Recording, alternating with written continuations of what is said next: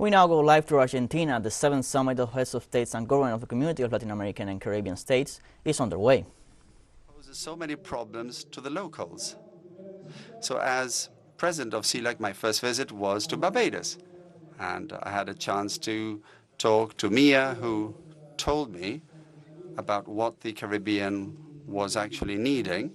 And we also had a Zoom meeting with other representatives of Caribbean countries, and I was really worried and made a point of the Caribbean being represented by someone who is president of the southernmost country in the world alongside Chile.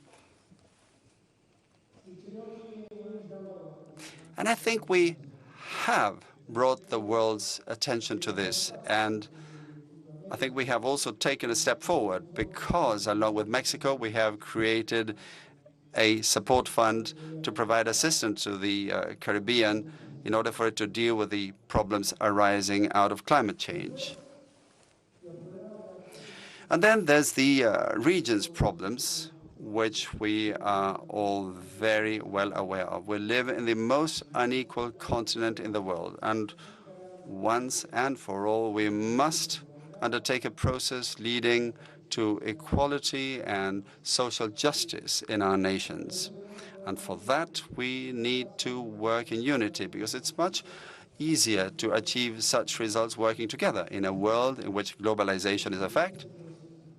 And that's much better than continuing to do things going our own separate ways. And I made a point to demand that our nations be heard. And I took the voice of Latin America to the international summits, also calling for the end of the blockade that Latin American countries still suffer.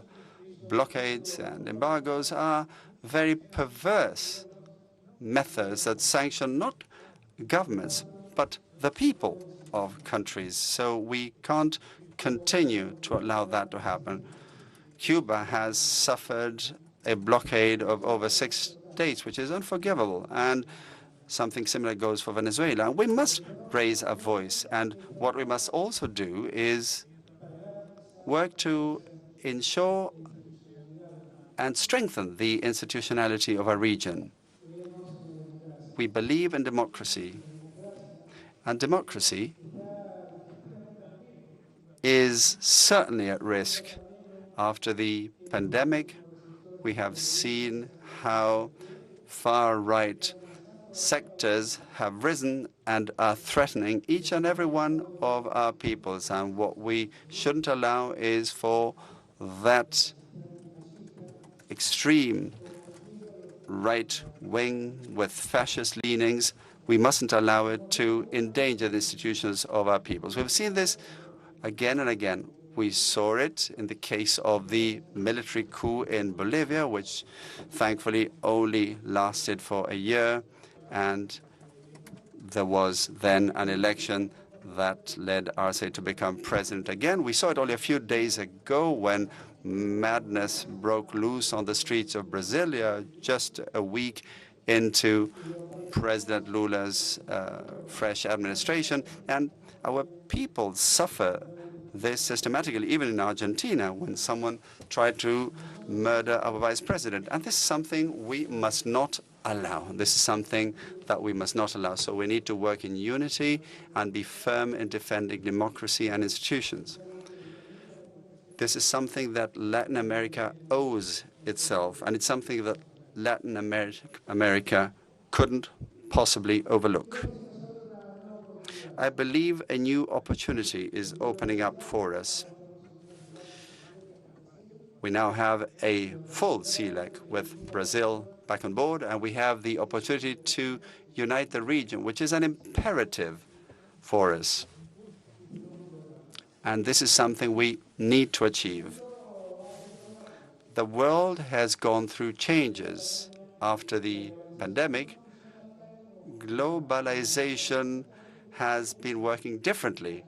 And globalization has also laid bare the flaws in the economic system, its shortages. When you see that 10 people in the world have as much as 40% of humanity, you see how unfair the world is. If you look at the way vaccines were distributed during the pandemic, and you see that 90% of the vaccines went to 10% of the central countries, which account for 10% of humanity, that also made us realize how unfair the world was.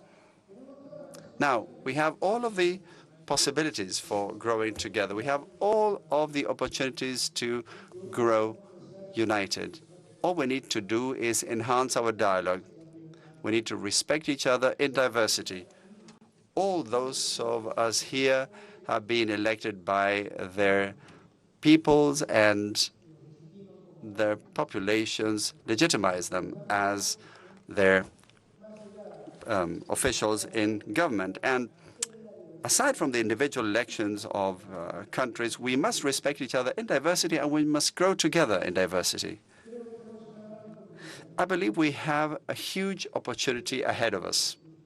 I certainly think, and by the way, yesterday with dear President Lula, we were able to advance discussions regarding the bilateral relationship between Argentina and Brazil. And just like we did, we must do the same with all of the continent. That is an effort that we must undertake on the understanding that it's certainly worthwhile, as it has to do with the progress of our peoples. And we can't delay things any further. We must turn all of these wishes and words into institutions and facts, actions. We must ensure that integration is a reality. We must make sure that integration boils down to action that will allow us to make progress, to advance. I would like to thank each and every one of you for being here today, joining us.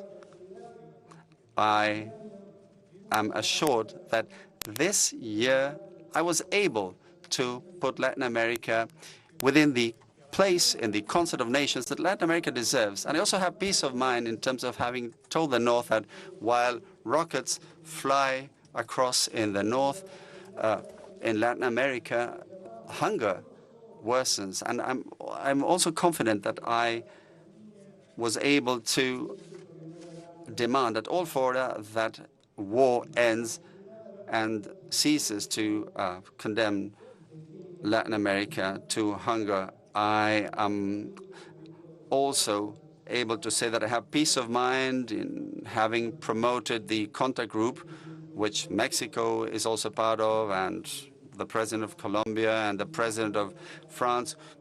We managed to call Venezuela back to dialogue, trying to ensure that democratic coexistence in Venezuela is a reality. So I have peace of mind as a result of having that, and as a result of having helped bring vaccines to the people in Latin America that needed them. And with that peace of mind, I welcome you today. And with that sort of peace of mind, I urge you all, I urge us all to understand that alone, we're not worth much. But if we are united, we can have immense strength. And the time has now come to make the Caribbean and Latin America one single region defending the same interests for the sake of the progress of our peoples. Thank you very much.